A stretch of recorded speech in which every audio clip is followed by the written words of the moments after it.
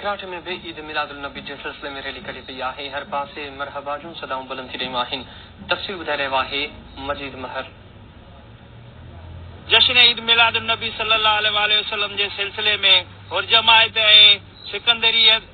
उलमा जे तरफ़ां हिकु शानदार रैली कढी वई आहे, जेका ॻोठ भाईखान महर खां थींदे ॻोठ हाजी जान मोहम्मद महर, ॻोठ गारो दड़ो, ॻोठ कलरो ऐं ॻोठ शाहपुर खां थींदी बिलणी वारे रूट खां थी नए आबाद बंगले शरीफ़ पहुची करे ऐं आख़िर में अची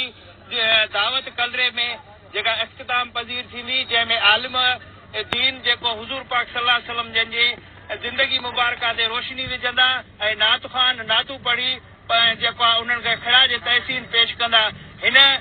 रैली में तमामु वॾी जेका शिरकत आहे उहा नंढड़ा ॿार, तोड़े पोड़ा, पका नौजवान जेके आशिकान रसूल आहिनि उन्हनि जी वधि में वधि शिरकत आहे। जेके मोटरसाइकिलनि ऐं कारुनि ऐं जेको पैदल बि जेके आहिनि उहे पूरे आशिकान रसूल जी जेका रैली हिन वक़्तु जेका पहुची आहे ॻोठ भाईखान महर स्टॉप ते पहुती आहे, ठिकराटो ऐं खानपुर महर रोड ते, जेका हितां थींदी करे शाहपुर महर पहुची करे उतां बिलणी वारे रूट ते वञी करे आख़िरी जेका इख्तिताम पज़ीर थींदी उहा नए आबाद खां थी करे